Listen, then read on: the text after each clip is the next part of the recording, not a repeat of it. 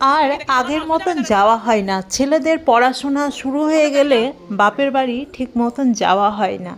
বছরে পুজোর সময় যায় দুদিনকার জন্য, আর থাকা হয় না সেভাবে।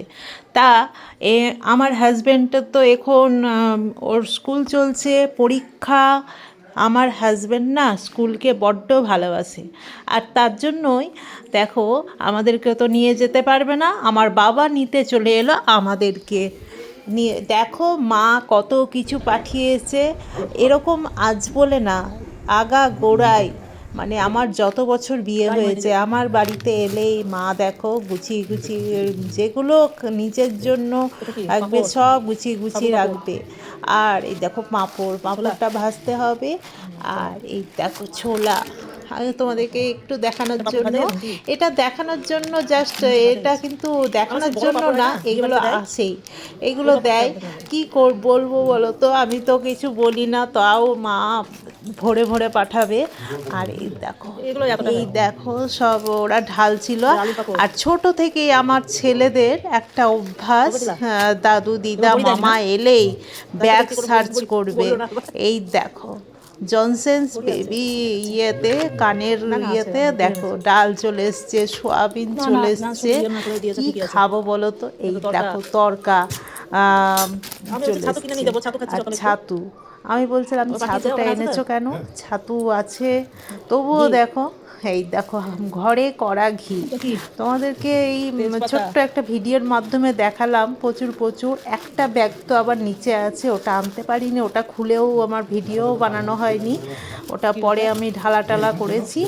আর দেখো কাণ্ড দেখো, এই দেখো তেজপাতা কিনবে, দিয়ে ভালোভাবে পরিষ্কার করবে কাপড় দিয়ে, তারপরে কাঁচি দিয়ে কাটবে। এই রকম একটা কি বলো তো, মানে একটা ভালোবাসা এইগুলোর মধ্যে। আর এই দেখো জামাই খেতে ভালোবাসে বলে জামাইয়ের জন্য এই দেখো কী কী নিয়ে এসছে। আর রাত্রিবেলা 12টা 1টা পর্যন্ত ভাজা পিঠে করেছে, দিয়ে পাঠিয়েছে যাতে জামাই একটু খেতে পারে। আর এই দেখো আমার তো এই সিনেমাটা যতবার দেখি মায়ের প্রায় 6-7বার আমার দেখা হয়ে গেল। কিন্তু সিনেমাটা যখনই আমি টিভিতে চালাই, আমি ইয়েতে চালাই বা সামনাসামনি যদি আসে না, আমি বন্ধ করতে পারি না, কেন কে জানে। খুবই সুন্দর সিনেমাটা। তোমরা কি সিনেমাটা বুঝতে পারছো কিছু, কোন সিনেমাটা এটা? আর সেদিন বা এসেছে, আর আমি রান্না করব না ভালো ভালো, তা কখনো হয়? আমার বাড়িতে 12 মাসই প্রায় এই ধরনেরই রান্না হয়, যখন হয় অনেক রকম করি।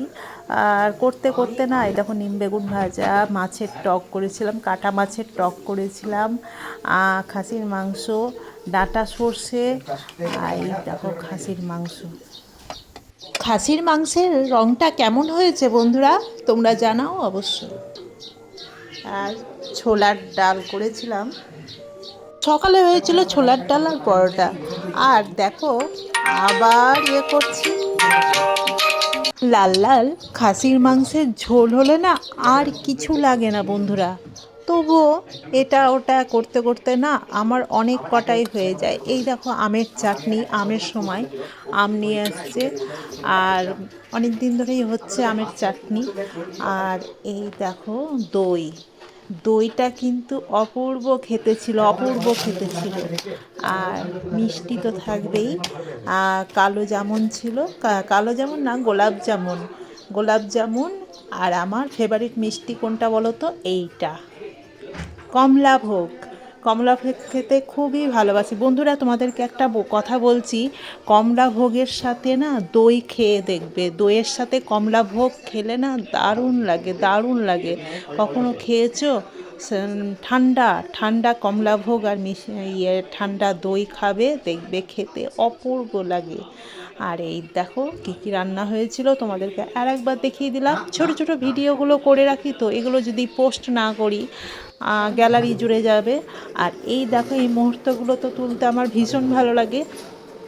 আজ বললে না, এটা ছবিটা মানে ভিডিওটা তোমাদেরকে তুলছি, এটা ভিডিও তোলার জন্য না, 12 মাস যখনই আসে আমার বাবা তখনই এভাবে ওদেরকে খাইয়ে দেয়। খাইয়ে দেয় ওরা এভাবে। দেখো দুজনার খুনসুটি চলছে, আদর চলছে, দাদুকে আদর চলছে। আর আমি ভিডিও বানাচ্ছি বলে দেখাবে না, ইয়ে করছে, বদমাশি করছে। আর এই দেখো আমাদের সময় হয়ে গিয়েছিল, বিকেলের ট্রেনে আমরা যাব বলে বেরিয়ে গিয়েছিলাম বাড়ি থেকে।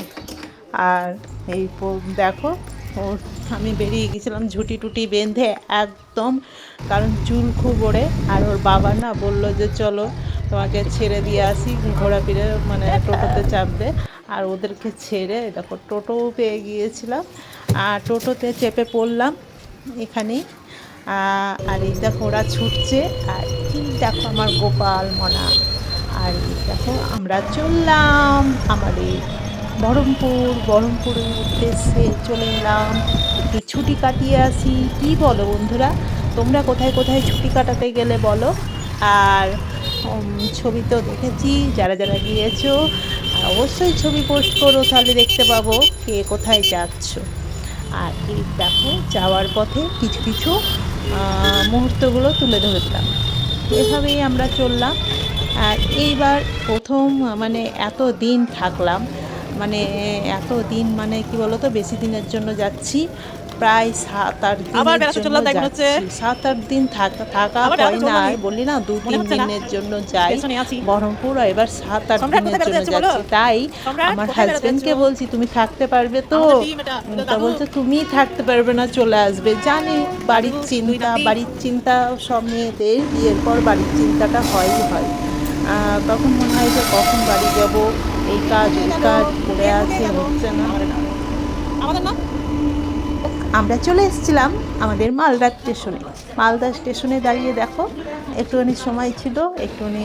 আর এই দেখো আমার হাজব্যান্ড আমাদেরকে তুলিয়ে দিল, আর টাটা বাই বাই করলাম। আর কি করব বলো তো, এইদিকে হাজব্যান্ড তুলিয়ে দেয়, ওদিকে দাদা নামিয়ে নেয়, বাবা নিতে আসে। এরকম গাইড করে চলার ভাগ্য চাই বলো, মানে এরকম গাইড করে রাখার ভাগ্য সবাই চায় না, থাকে না আর কি। সবাই এভাবে গাইড করে আমাকে, বাবা দিতেও আসে নিতেও আসে।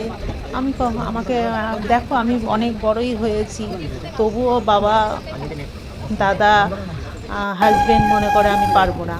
আমি বলছিলাম আমি যাব, একাই যাব ছেলে দুটোকে নিয়ে। তো বলছে না আমি নিয়ে আসবো, চিন্তা নেই, আমি নিয়ে আসবো, দিয়ে আসবো, এরকম করছি। আর এই দেখো গাড়ি চলতে লাগলো। সবাই ভালো থেকো, সুস্থ থেকো, আমার ভিডিওটা সম্পূর্ণ দেখো আর বলো আমরা কোথায় যাচ্ছি, আমার বাপের বাড়ি কোথায়, বুঝতে পারছো? আমি তো বাপের বাড়ি যাচ্ছি, কোথায় যাচ্ছি অবশ্যই বলবো।